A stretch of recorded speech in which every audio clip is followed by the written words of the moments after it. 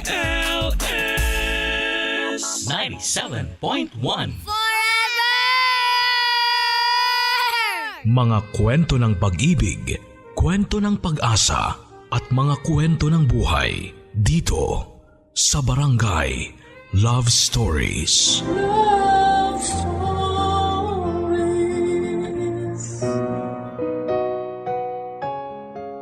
Ang buhay ay isang paglalakbay. Minsan mahaba ang biyahe, minsan naman ay malapit lang.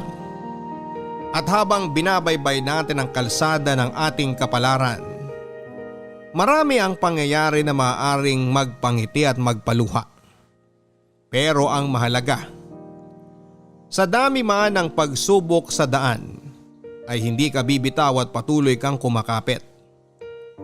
Ikaw, kabarangay, kumusta ang biyahe ng buhay mo?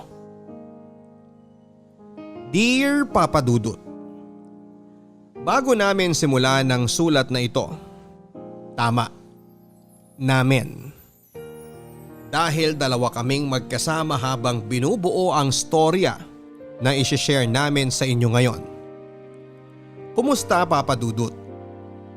Tawagin mo na lamang kaming Lian at Sunny. Hindi namin tunay na mga pangalan. Ayaw kasing pumayag nitong si Sunny na sabihin kung sino talaga kami. Yun din kasi ang kondisyon kaya napapayag ko siya na magpadala ng sulat sa inyo. Kasama ko siya ngayon para mas maging detalyado ang kwento na maipakita namin kahit sa sulat lamang kung gaano kakomplikado ang tinakbo ng aming buhay bago naging kami. Pero syempre hindi naman daw puro problema ang sabi ni Sunny. May kilig din naman daw at happy moments. Ako ang nagtatype ngayon, Papa Dudut, dahil hindi kaya ni Sunny at kung bakit, mamaya po namin sasabihin. Eto na, Papa Dudut, sisimula na nga namin ni Sunny ang love story naming dalawa. Matagal na kaming magkakilala. Nag-aaral pa lamang kami ng college, magkapitbahay na kami hanggang sa magkaroon na kami ng kanya-kanyang trabaho. Nangungupahan kasi kami sa isa sa mga apartment nila. Yayamanin sila eh. Joke lang. Huwag ko na raw isama yung yayamanin, sabi ni Sunny. Pero dahil ako ang nagtatype ay wala siyang magagawa. Yun nga, Papa Dudut, kumbaga kilalang kilala na namin ang isa't isa. Malapit din ang mga pamilya namin at hindi lang ang puso namin ni Sunny. Ay hindi raw pala ganong kabilis sa mga nangyari. Ako raw ang unang nagkagusto sa kanya. Puso ko raw ang unang lumapit sa puso niya. Bago siguro matapos ang sulat na ito, Papa Dudut, sira na ang backspace nitong laptop, kakabura at kakatutol nitong si Sunny sa mga tinatype ko.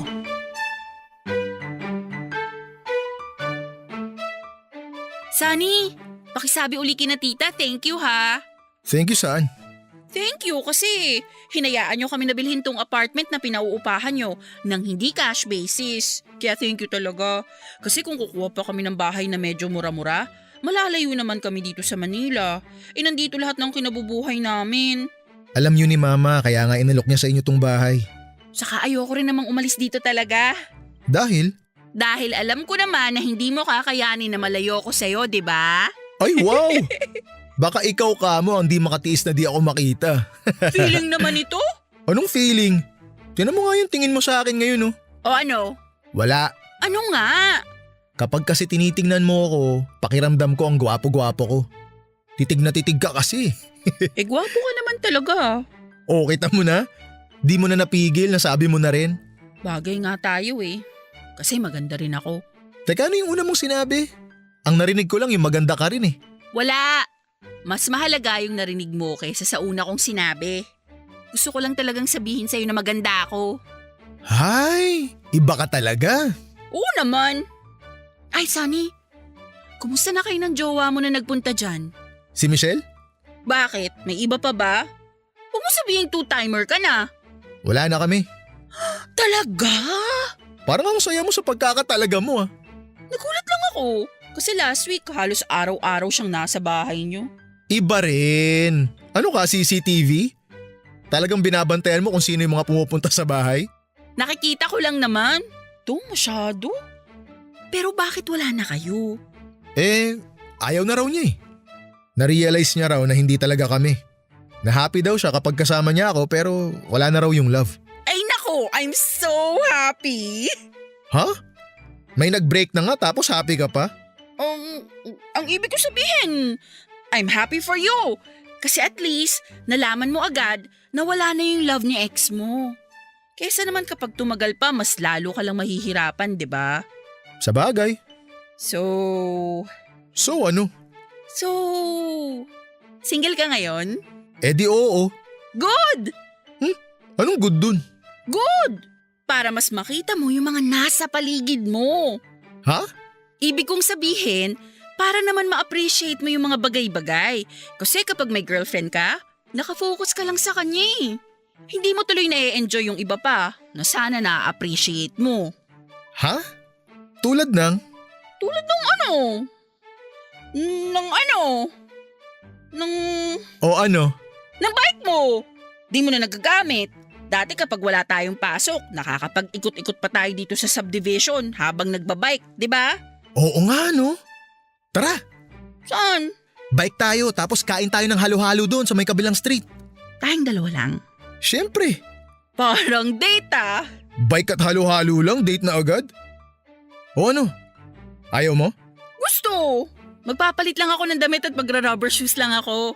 Sige, ako rin. Puntahan na lang kita dito. Thank you uli. Sa? Sa inyo nila tita sa offer nyo sa bahay na to. Paulit-ulit naman to. Saka thank you sa'yo.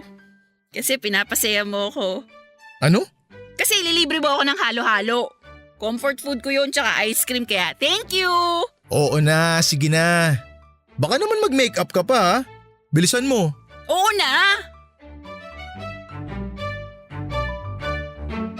Papadudot yon ang naging dahilan. Kaya lalo pa kaming naging close nitong si Sunny at nila tita ng mama niya. Kontra na naman tong si Sunny at feeling close lang daw talaga ako. Actually medyo at obvious naman ang dahilan kung bakit hindi ba. Umihirit na naman tong si Sunny at patay na patay daw kasi ako sa kanya at nabiktima raw ako ng love at first sight noong nakita ko siya. Sa totoo lang ay oo at aaminin ko, nag-i-inquire pa lamang kami dati sa kanila para mangupahan at nakita ko itong si Sunny, alam kong magiging espesyal na siya sa akin at hindi naman ako nagkamali. Pero yun nga dahil sa hindi naman niya ako napapansin dati ay tinanggap ko na lamang na friends lang muna kami. Muna. O siya naman daw ang magkukwento kung ano ang mga sumunod na mga nangyari. Huwag ka nang mag-alala Papa Dudut, susundin ko talaga kung ano ang mga sasabihin niya na itatype ko. Papa Dudut, si Sunny na po ito. Sa totoo lang ay nararamdaman ko naman na may hidden desire tong si Lian sa akin. Pero para sa akin ng mga panahon na yon ay mas okay na magkaibigan lang kami. Masarap kasi siyang kausap. Makulit at yung tipong kapag wala na akong kakampi.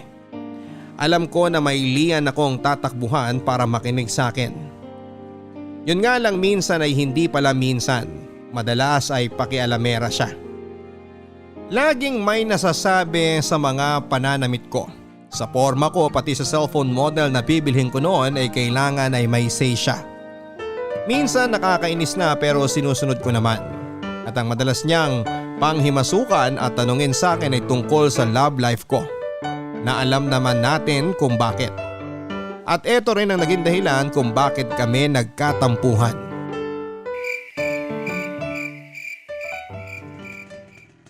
Oh, gabi na. Bakit nandito ka pa sa labas ng bahay niyo? Wala lang. Pumasok ka na ron. Mamaya na. Sige na.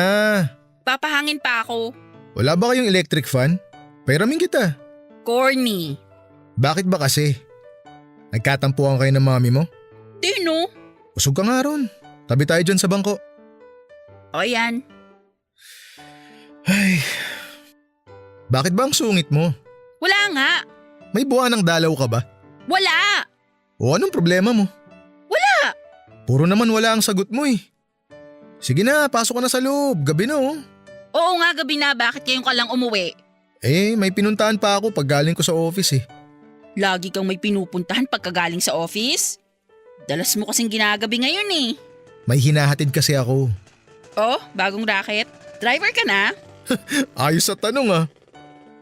May bago lang pinopormahan. Ah, kaya pala. Anong kaya pala? Kaya pala bihira ka na ulit tumambay dito. Hindi mo na tuloy alam na may mga bagong bilihan ng halo-halo dito sa atin. Mas masarap. Bukas, puntahan natin. Off natin, di ba?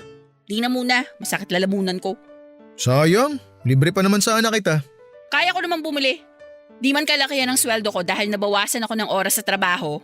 Pero aabot naman sa pambili ng halo-halo. Oh, bakit nabawasan? Kaysa raw magtanggal ng empleyado sa office. Nagbawas na lang ng oras. Pero ora ako, di ba? Ah, kaya ka ganyan. Hindi. Sinsabi mo masakit lalamunan mo, di kape. Mainit yun. Baka makatulong sa lalamunan mo. Baka lalo akong di makatulog. Kalamansi juice. Meron akong binili yung concentrated. Kunin ko? Ihalo mo lang sa maligamgam na tubig.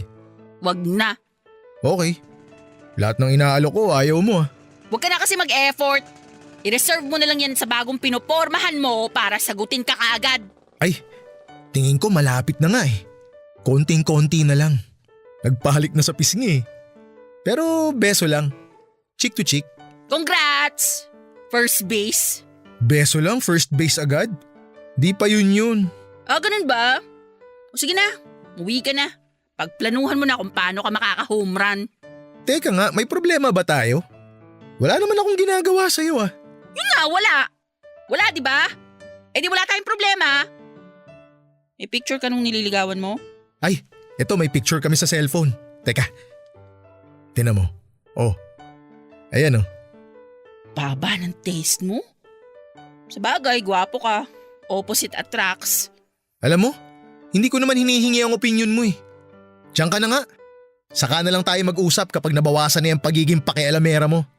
At kapag meron na uling mga magagandang salitang lalabas dyan sa bibig mo. Okay, nagsasabi lang naman ako ng totoo eh. Kung ayaw mong marinig ang sasabihin ko, wag na nga muna siguro tayong mag-usap. Wag ka na rin pumunta dito. At di rin muna ako pupunta sa inyo. Uwi ka na, papasok na ako sa bahay. Baka may mas marinig pa akong masakit na salita galing sa'yo. Eh ikaw naman kasi. Sorry na. Sige na. Total, magkaka-girlfriend ka naman uli, di ba? May makakausap ka na uling bago. Good night. Uy, Lian naman. Uwi ka na. Text mo na yung nililigawan mo na nasa bahay ka na at sweet dreams ka mo. Pangungutin sana kayo. Papadudot ganyan kamanhid itong si Sunny. Hindi ko nga alam kung nagtatanga-tangahan lang siya o talagang hindi ako ang tipong babae niya noon. Ang sama-sama kaya ng loob ko noong nalaman ko sa kanya na may nililigawan siyang iba. Para akong yelo sa halo-halo. Ganon kadurog yung pakiramdam ko nang malaman ko na malapit na raw silang maging sila. Saka totoo naman ang sinasabi ko noon na hindi talaga sila bagay at kahit ayaw niyang ipasama itong sasabihin ko pa rin. Mas mukha pang ang babae itong si Sunny doon sa ipinakita niyang picture sa akin.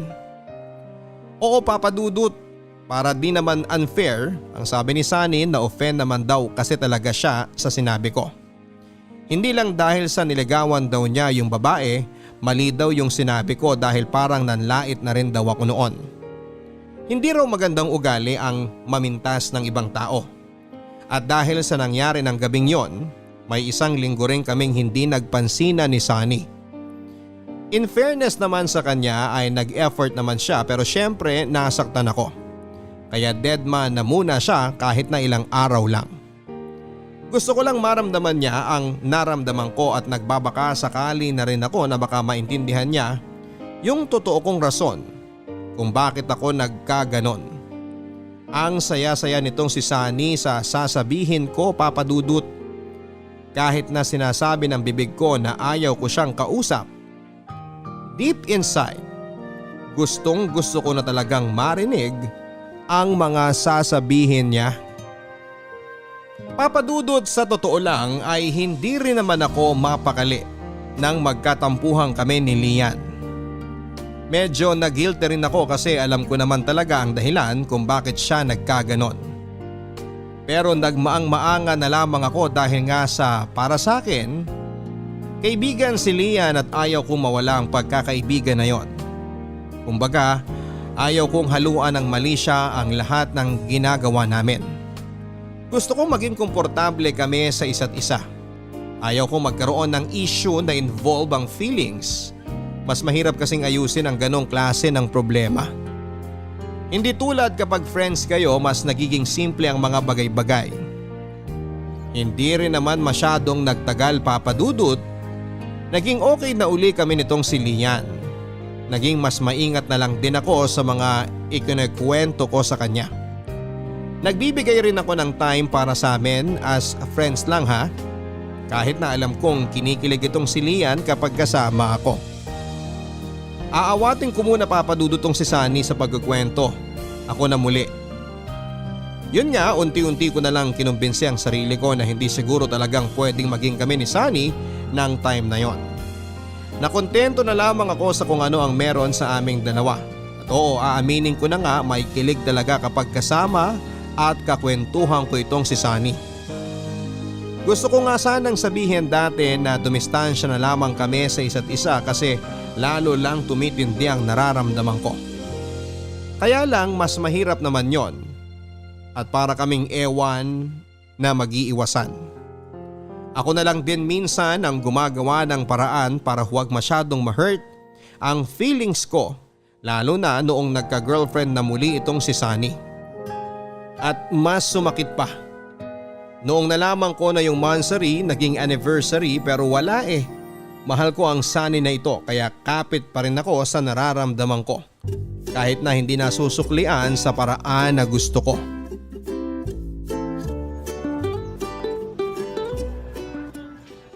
Oh, halo-halo mo. Thank you. Kumusta ka nga pala sa work mo? Ganun pa rin. Kulang pa rin ang oras ko. Parang half day na nga lang lumalabas eh. Pero okay pa rin kumpara sa iba na natanggal na talaga. Kaya buti na lang din may nakuha akong racket.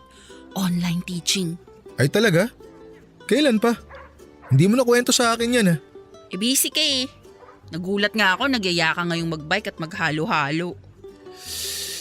Ay, naisip ko siguro kailangan ko rin gawin to paminsan-minsan. Panghagod-pagod ba? Pambawas stress, ganun, para ma-relax. Sana lagi ka nalang stress, no? Grabe ka naman.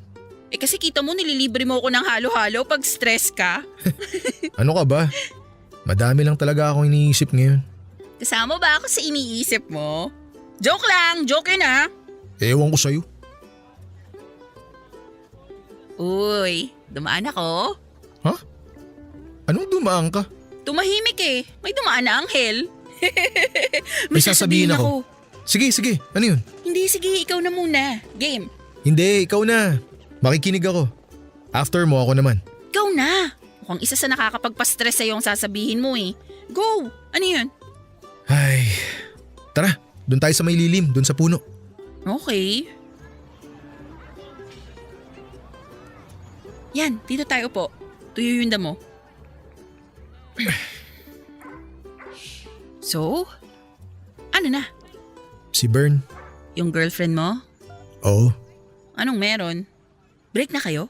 Hindi, kami pa. So ano? Pakakasalan mo na? Hindi pa naman sure kung Kung magpapakasal kayo? patapusin mo muna kasi ako. Sorry. Ano na? Ang sabi niya, delayed daw siya. Saan siya nanggaling? Parang tanga namang kausap to eh. Sabi mo delayed. Delayed as in hindi pa siya nagkakaroon. So, hindi ko alam kung buntis ba siya o ano. Ay, Yan lang ang masasabi mo? Buntong hininga? di ko alam kung ano sasabihin eh. Kung congratulations ba dahil magiging tatay ka na? Best wishes ba dahil kapag buntis siya, kasalan na? Tapos condolence sa akin. Condolence? Dahil wala na, patay na ang pag-asa. Lian, So anong plano mo? hindi ko pa alam. Kagabi lang niya sinabi sa akin eh. Tumawag lang tapos sinabi niya na delayed nga daw siya. Hindi pa naman daw siya nagpe-pregnancy test. Ang sabi ko, try niya nang bumili ng PT para magkaalam-alam na. Tama, para hindi kayo nang huhula kung ano ba talaga. Mahal mo naman, di ba? Tatagal ba kami ng ganito kung hindi? Yun naman pala eh. So kahit anong maging resulta ng pregnancy test, okay pa rin. Mahal mo eh. Pero kasi parang di pa ako ready maging tatay. Bakit ginalaw mo? Bakit mo ginustong may mangyari sa inyo? Bakit hindi ka nag-ingat? Ha? Tapos ngayon namumroblema ka? Namumroblema ka at sinasabi mo sa akin ngayon na hindi ka pa pala ready? Oh, bakit ka nagagalit? Wala! Naiinis lang ako! Naiinis ako kasi hindi ka okay. Na namumroblema ka na pwede namang hindi. Nangyari na eh. Tama! Nangyari na eh! So hintayin mo na lang yung resulta ng PT. Good luck! At saka, Oh, ano na naman yung sasabihin mo? wala yun. Di mahalaga. Tara, uwi na tayo. Sumakit ulo ko. Baka dahil sa lamig ditong halo-halo.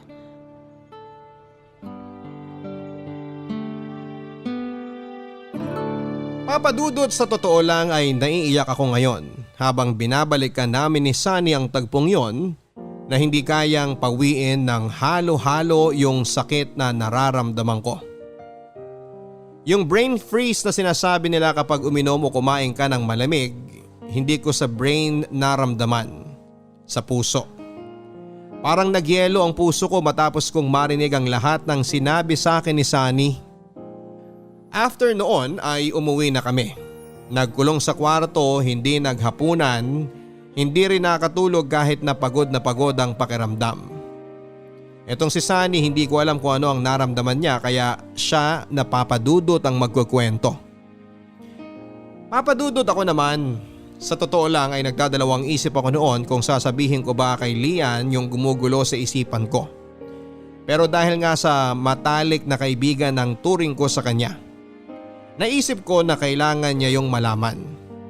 Baka rin kako mag-iba ang tingin niya sa akin at i-consider na lang din niya na close friend ako kapag nalaman niya na malabo na talagang magkaroon ng something sa pagitan naming dalawa.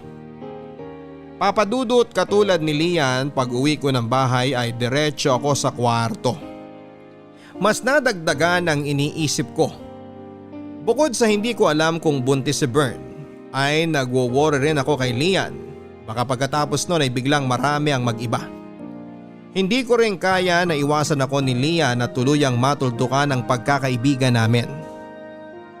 Hindi ko makakaya na mula friends ay maging parang magkakilala na lang kami. Kinabukasan, Papadudot, ay nagkita kami ni Bern at nag-usap. Pinakita niya sa akin yung PT result, negative. At pagkalipas ng ilang araw ay nagkaroon naman siya. Na-delay lang talaga. Medyo nakahinga ako ng maluwag at sinabi ko rin naman kagad kay Lian ang naging resulta. At aminin man niya o sa hindi, nakita ko na kahit paano ay nag-ibang itsura ng kanyang mukha at gumaan din. Yun na nga, Papadudot, at si Lian na muli ang magpapatuloy ng kwento. Pagkatapos kong malaman, Papadudot, dito kay Sunny na hindi pa siya magiging tatay, aaminin ko na medyo nabuhayan muli ako. Ibig sabihin ay pwede uli akong kumapit sa paniniwalang may chance pa talaga. Balik sa dati, bilib din naman ako dito kay Sunny, Papadudot.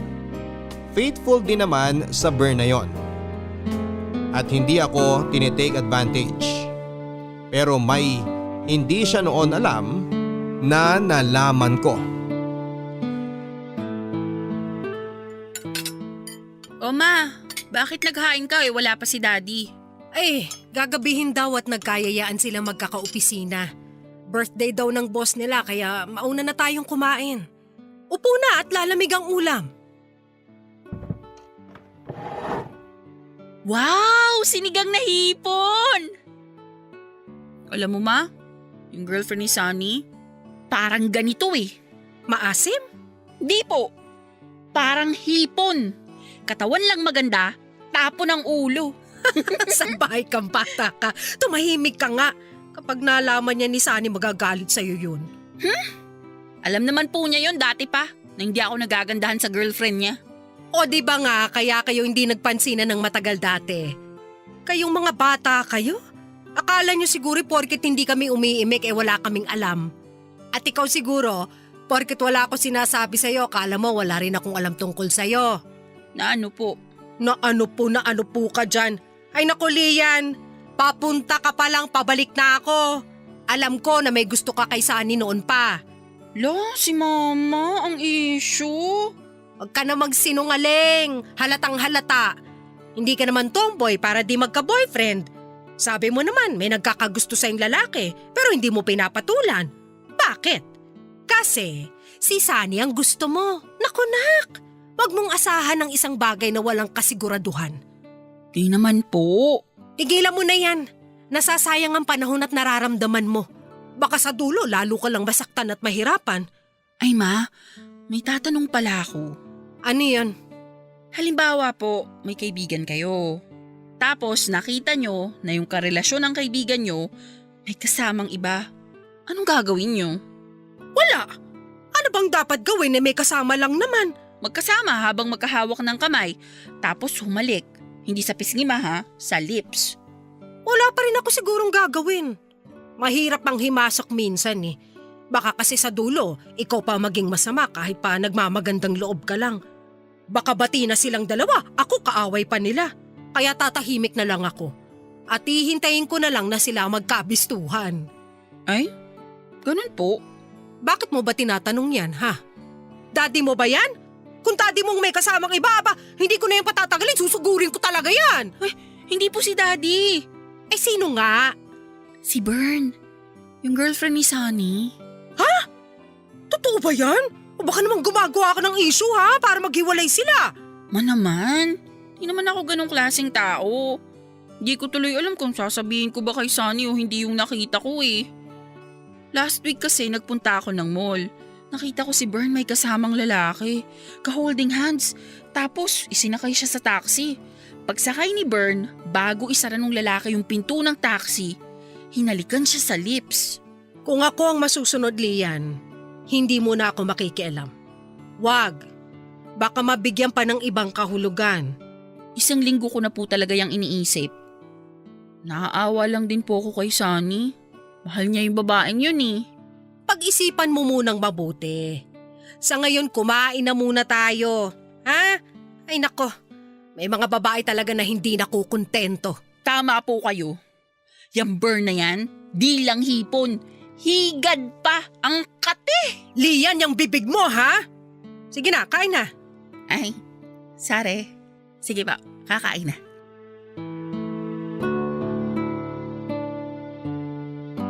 Papadudot sobrang pagpipigil sa sarili ang ginawa ko.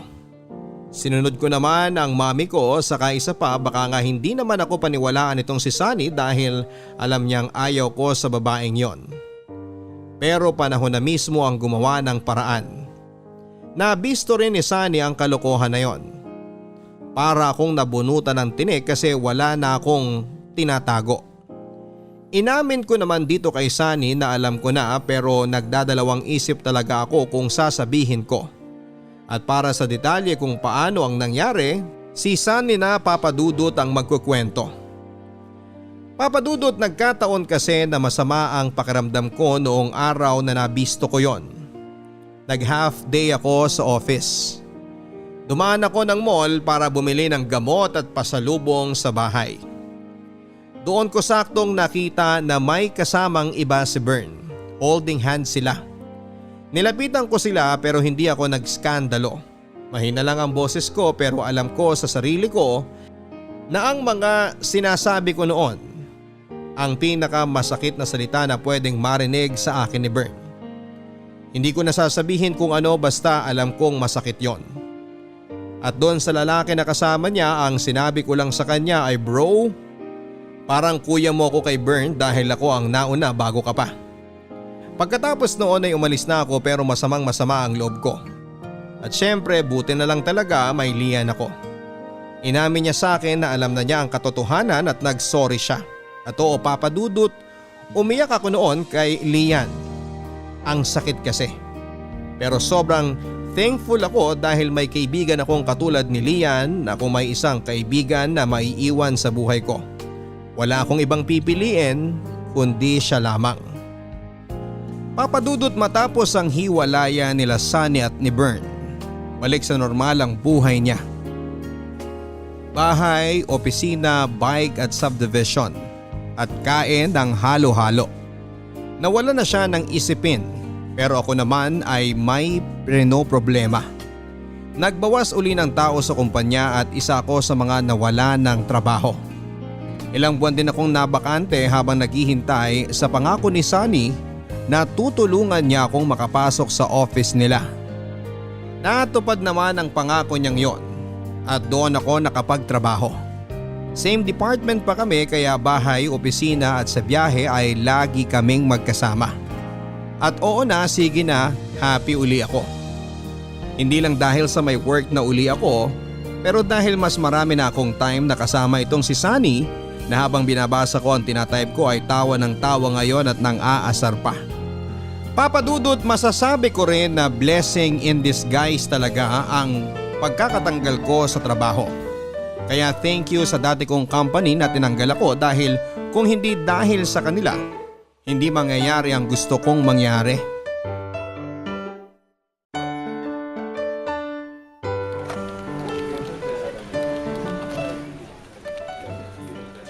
Aba, teka, parang may kakaiba ngayon ah. Bakit naman kakaiba? Dati akong nagbabaon ng extra para sa ating dalawa. Ngayon di lang basta extra ang baon. May nakahiwalay na lalagyan pa. At bagong init pa oh. O sige na, kumain ka na habang wala pang ibang tao dito sa pantry. Mamaya ang hirap na naman kumilos dito kapag nakasabay natin yung ibang magla-lunch. Ano ba tong baon mo? Mabuksan nga. Wow! Buttered shrimp! Daming bawang ah. Di yan basta shrimp ha, sugpo yan. Binalatan ko na tsaka dinivein ko pa. Nagpa-deliver na rin ako ng halo-halo para may dessert tayo. Teka, ano ba ngayon? May okasyon ba? Magkakaroon pa lang. Anong sabi mo? Sabi ko kumain na tayo habang mainit. Thank you ha. Sweet ka rin naman pala, no?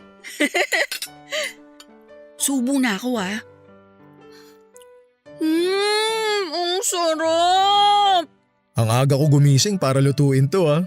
So nanunumbat ka? Sinasabi ko lang. Sana nagustuhan mo. Oo naman. Uy, thank you ha.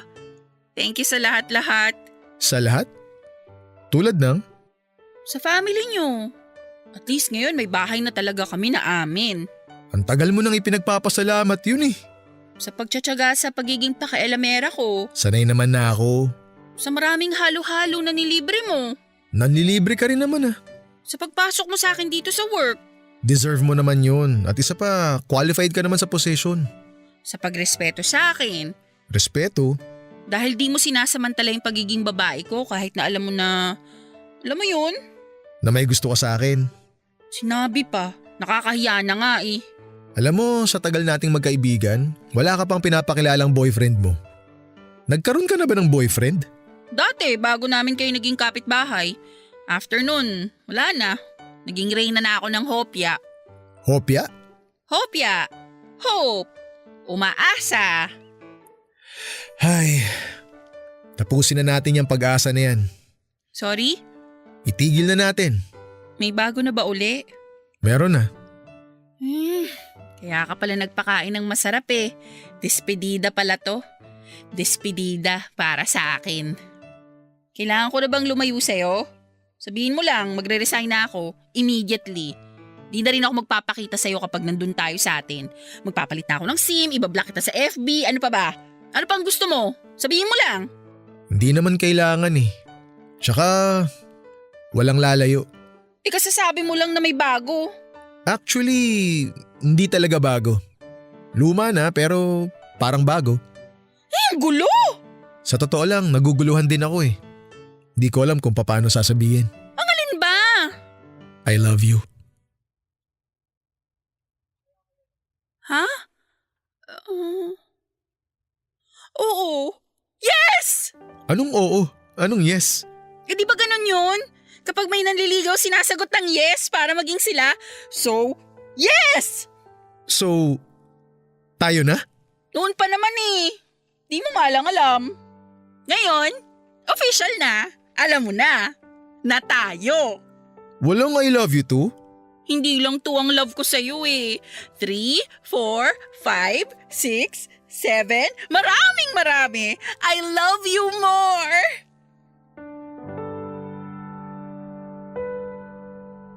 Papadudot na pasagot ko si Lian ng dahil sa buttered sugpo. Pero hindi ibig sabihin noon ay easy to get siya ha.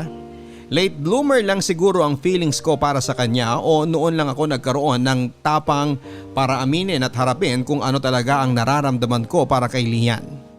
At si Lian naman ang magsasabi kung ano ang nararamdaman niya. Papadudot, ano pa ba ang nararamdaman ko bilang isang babae? E di lalo akong gumanda at humaba ang buhok. Reyna na ako. Hindi nang hopya kundi Reyna na handang alagaan ang kanyang hari na kasalukuyang nakangiti habang tinatype ko ang mga sinasabi ko. May kilig pa rin talaga. Salamat sa sugpo. Hindi kami makapaniwala ni Sunny, Papadudot, na kami na nasasabi na namin ang mga salitang I love you na mas masarap pakinggan. Dati kasi kapag nagsasabi ako ng I love you dito kay Sunny ay may karugtong na friend. I love you friend. Pero nang naging kami na, I love you mahal na. Hay, ang saya lang. Pero hindi ko akalain na sa sobrang pagmamahal ko, yun din pala ang magiging dahilan para matigil ang ikot ng aming mundo. Nasakal ko raw siya. Masyado raw akong naging possessive. Unti-unti ko raw siyang binago. Hindi na raw siya yung Sunny na tulad ng dati. Pero wala naman akong intensyon na ganon. So kung pabibilisin natin ang kwento, sa madaling salita ay nakipag-break sa akin itong si Sunny. Obviously nagkabalikan naman kami kaya nga magkasama kaming gumagawa ng sulat ngayon. Pero gusto rin naming i-share na hindi lahat ng relasyon ay laging happy. At sa tagpong yon ng breakup namin ang lowest point ng buhay ko bilang isang babae. Bilang isang tao. Sayang, sakit pa rin. Alam mo yon, para pa rin may ice pick na nakabaon dito sa puso ko. Ang hirap magpanggap na okay eh. Araw-araw ko pa rin siyang nakikita. Siyempre magkasama kami sa work, magkapit-bahay pa kami. Durog na ako, Shaya. Pero pinipilit ko na maging magkaibigan pa rin kami. Dahil ayokong mawala yung connection namin sa isa't isa. Obvious naman. Halos monthly mo ako niyayaya dito sa bar. Same topic naman ang kwentuhan natin. Hindi lang talaga kita matiis eh. Pero friend, ang tagal na niyan. Mag-anniversary na nga sila ng girlfriend niya oh. Ikaw lugbok ka pa rin. Hindi ako magbo-boyfriend kung hindi lang rin si Sunny. Tandaan mo yan. Hindi ko alam kung tanga ka o may sayad ka na. Tsaka yung ginagawa mo na pumapayag ka na may mangyari sa inyo kahit hindi naman kayo. Alam mo, ayoko kitang husgahan pero maling-mali na yan, Lian eh. Yan nga lang din kasi ang way ko para masabi ko na mahalaga pa rin ako sa kanya. Na kaya ko pa rin siyang pasayahin. Na may chance pa rin na maibalik yung dati. Kaya lang friend, hindi talaga magandang tingnan. Wala akong pake. Bahala sila kung ano maging tingin nila sa akin. Hindi naman nila alam kung anong nararamdaman at pinagdadaanan ko eh. Hindi ko kailangan ng approval ng ibang tao para sa mga gusto kong gawin. Shaya! Unti-unti nang nauubos yung baraha ko para kay Sunny. Buntis na kasi yung girlfriend niya. O ayan, sitwasyon na nagsasabi sa'yo na tigilan mo na. Tama na. Hindi ko alam kung paano. Hindi ko alam kung paano patitigilin tong nararamdaman ko sa kanya. Kung paano ko pangangaralan tong puso ko na tumigil na sa ilusyon na mahalin uli siya ng taong gusto kong magmahal sa kanya. Sige nga, ikaw magsabi. Nasubukan mo na bang wag mahalin ng taong mahal na mahal mo? Mahirap. Sobrang hirap. Pero kung buntis na yung babae, tapos na yung kwento. Unless na Payag ka na, ano? Oo! Kung yun ang hihilingin niya, papayag ako. Payag ako maging pangalawa. Halika nga dito. Payakap nga. Pati tuloy ako naiiyak ng dahil sa'yo eh. Nagmahal lang naman kasi ako. Tapos ipinaramdam niya sa akin kung paano siya talaga magmahal. Nasakal daw siya. Takot lang naman kasi ako maagaw siya ng iba eh. Alam mo ba, dati may kaopisina kaming nakadate niya. Pero kunwari hindi ko na lang alam. Di naman kasi naging sila. Pero ang sakit. Kaya saya, lahat kaya kong tiisin at lahat kaya kong gawin para sa kanya. Lahat. Kahit imposible gagawin ko. Ganon ko siya kamahal. Tama na. Tama na. Tama na.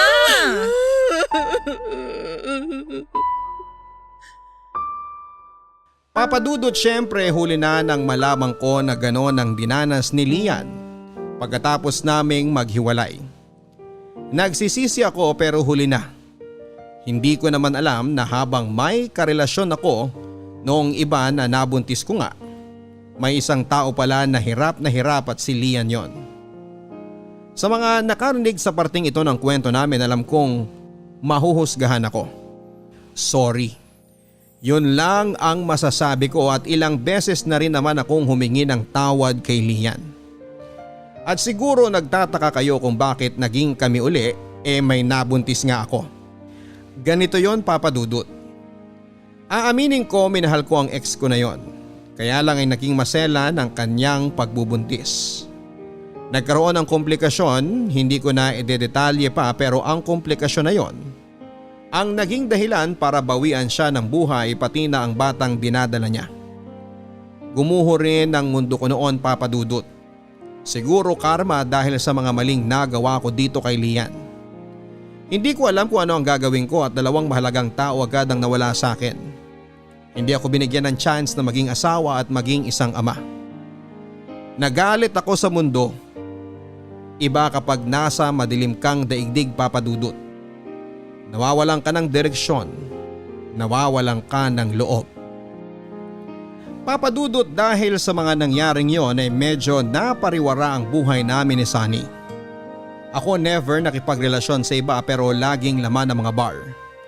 Ang pinakamahirap ang dinanas ay si Sunny. Naging alcoholic siya dahil laging lasing habang nakamotor. Na-aksidente siya. At Papa Dudut, eto ang dahilan kung bakit kahit kasama ko siya habang ginagawa namin ang kwentong ito ay ako ang nagtatype at binabasa ko ng malakas sa mga sinasabi namin sa sulat na ito. Nabulag siya, Papa Dudut. Yun ang pinakamalalang naging damage sa katawan niya bukod pa sa ilang buwan na hindi siya nakalakad. At Papa Dudut, si Sunny na ang magkukwento ng kanyang naranasan. Papa Dudut, si Sunny na ito. Sa dinanas kong yon, isa sa mga laman ng dasal ko tuwing gabi ay huwag na sana akong magising kinabukasan. Parang hindi ko na kayang tagalan pa. Yung kahit na alam mo sa isip mo na nakadilat ka, pero wala kang nakikita. Nagsilbi kong mga mata bukod sa aking pamilya ay walang iba kung hindi si Lian. Araw-araw siyang nasa ospital para alagaan at bantayan ako. Alam kong pagod siya sa trabaho niya pero nakukuha pa rin niyang magbigay ng oras at panahon para sa akin. Nakakaiyak kapag binabalikan namin ang moments na yon, Papa Dudut. Ngayon nga umiiyak kami. Hanggang sa makauwi na ako ng bahay ay nasa tabi ko pa rin si Lian. Ubusin mo tong pagkain ha. Pagkaubos mo nito, inumin mo na tong gamot. Paano na lang ako kung wala ka? Nandito naman ako Lagi. Hanggat gusto mo. O kahit ayaw mo pa, pagsisiksikan ko pa rin sarili ko sa'yo hanggat alam ko na kailangan mo pa rin ako kahit papano. Sorry ha. Yan ka na naman Hayaan na natin yung mga nangyari. Ang isipin natin kung paano tayo magiging okay. Hindi na ako magiging okay. Paano pa ako magiging okay? Ang chance na lang na makakita ako ulit kung merong eye donor na willing ibigay sa akin yung mga mata niya. Malay naman natin. Dasal lang tayo. Di ko nga alam kung pinakikinggan pa niya ako. Nakikinig siya. Hintay lang tayo ng tamang timing galing sa kanya. Sa totoo lang parang gusto ko nang magtampo. Wag! Wag na wag! Siyang may alam kung ano ang perfect para sa atin. Ang lalim nun ah. Mahal mo pa rin ba ako? Kaya di kita iiwan dahil sa pagmamahal ko sa'yo. Maraming salamat ha. Wala kang dapat ipagpasalamat dahil ginagawa ko to dahil gusto ko. Para sa'yo. Kahit ba ganito ako, kahit konti hindi nabawasan yung nararamdaman mo para sa akin. Walang nagbago. Kung ano yung nararamdaman ni Lian noon kay Sunny, ganun pa rin. Mas tumindi pa nga. Alam mo, magluluto sana ako ng buttered sugpo Kaya lang, hindi ko na kaya. Gusto mo ba? Hindi para sa akin. Para sana sa'yo. Bakit? May sasabihin ka ba sa akin? Makikinig ka ba? Lagi akong nakikinig sa'yo, no? Maniniwala ka ba? Kahit minsan hindi ako nagduda sa mga sinasabi mo. Mahal kita. Ikaw pala talaga. Ang tanga-tanga ko kasi. Ang tanga-tanga ko. Nangyari ang lahat dahil dapat mangyari yung mga yun. Ang mahalaga, nandito pa rin tayo. Nahahawakan ko pa rin yung kamay mo. Nayayakap mo ko. Naririnig ko ang boses mo. Handa ko pa rin tanggapin ang halik mo. Sorry sa lahat ng mga nagawa ko. Mahal naman talaga kita Maraming salamat. I love you. Sabi ko nga sa'yo dati, di ba? Hindi lang 2 ang love ko sa'yo. Maraming marami. Sobra-sobra. Mahal na mahal na mahal kita. Papadudot muli naming pinagbigyan ang mga sarili namin ni Sunny. Chance na maging kaming muli. At kaya nga kami nagkabalikan at eto na kami ngayon. Magkasamang binabalikan ang lahat ng nangyari sa nakaraan. Sa totoo lang, paputol-putol nga ang pagsusulat namin. Gusto kasi namin ni Sunny na maikwento sa inyo ang bawat pangyayari sa buhay namin. At kung paano kami lumalaban para sa pagmamahal. Kaya nga minsan kahit na okay na yung sulat ay bigla na lang mababago kapag may mga mas okay na nangyayari sa amin. Eto na rin papadudot ang isa sa mga bonding time namin. Para nga kaming sira habang nagta-type minsan biglang nagtatawanan tapos iiyak. Asaran, halo-halong emosyon. Yun kasi yung totoo naming nararamdaman. Pero papadudot, etong parte ng sulat na ito ang sana ay hindi naging part ng aming kwento. Akala namin ni Sunny tapos na ang mga pagsubok sa aming dalawa. Akala namin sapat na yung pagkabulag niya. Pero sinubok muli kami ng pagkakataon.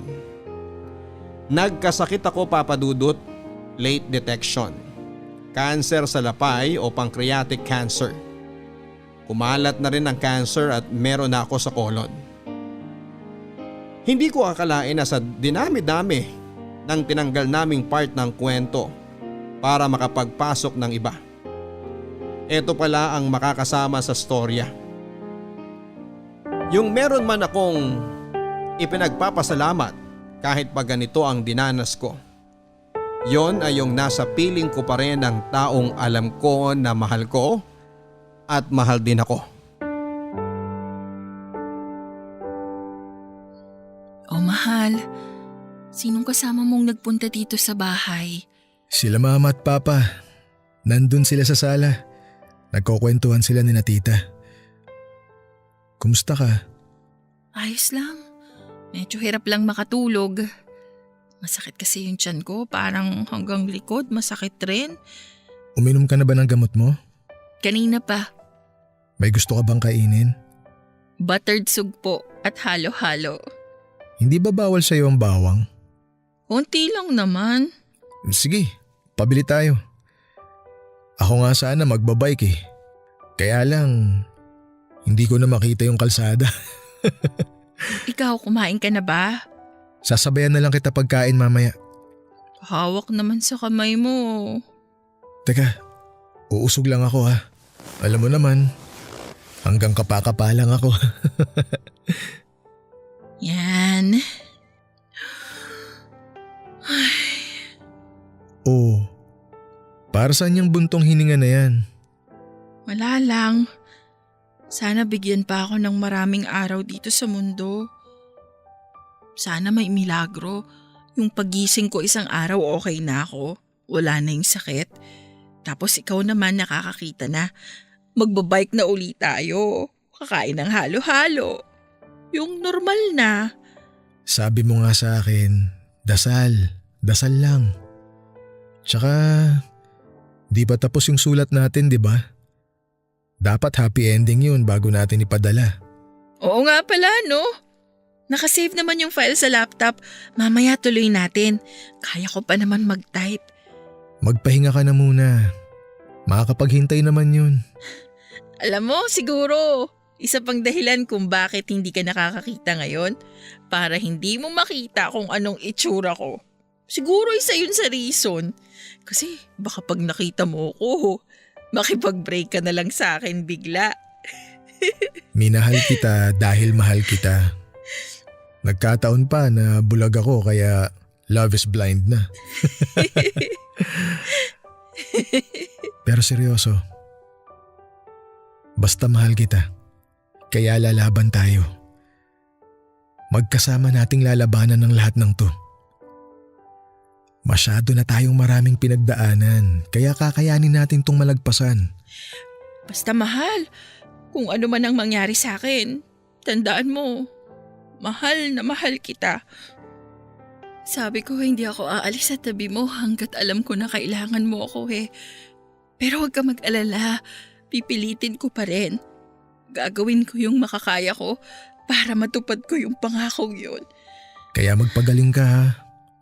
Marami pa tayong pangarap na sabay nating tutuparin. I love you.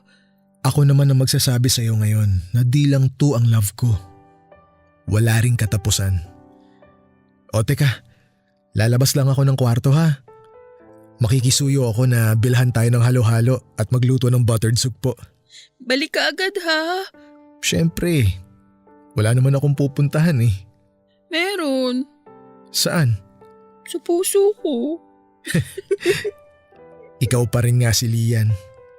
Hindi man kita nakikita, alam ko na ikaw pa rin ang babaeng minamahal ko.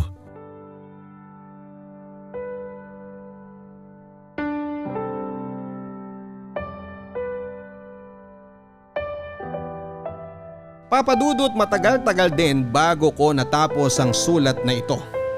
Mahabang panahon rin ang hinintay ko para makakuha ng lakas ng loob para ituloy ang kwento ko.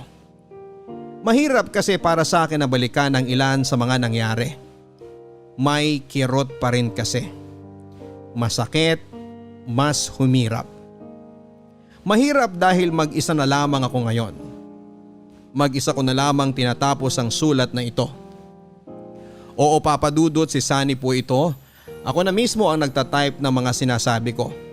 Nakakakita na ako. Tinupad pa rin ni Lian ang pangako niya na hindi niya ako iiwanan hanggat kailangan ko siya. Paano? Gumawa siya ng sulat na pinirmahan niya na nagsasabing kapag siya ay nawala na sa akin niya ibibigay ang kanyang cornea.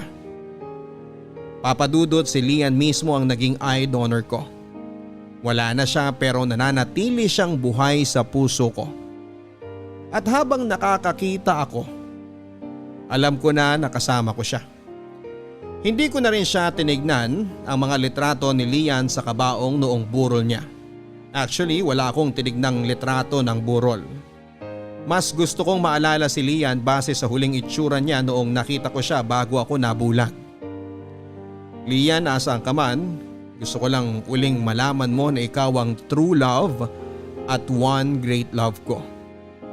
Ikaw ang nagturo sa akin na kumapit sa totoong pagmamahal. Ikaw ang nagturo sa akin na ang tunay na kahulugan ng pagmamahal ay sacrifice. Ikaw ang taong kahit kailan ay hindi naging madamot, lalong-lalo na kapag pagmamahal ang pinag-uusapan. Mahal na mahal kita.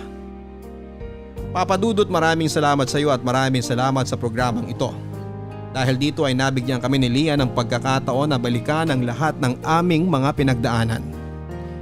Dahil dito ay mananatili ang lahat ng alaala sa sulat na aming ginawa.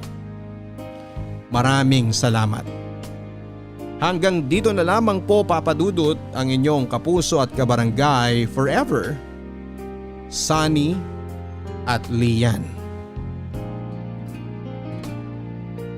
Mga kwento ng pag-ibig, kwento ng pag-asa at mga kwento ng buhay dito sa Barangay Love Stories. Love Story. Forever! Forever!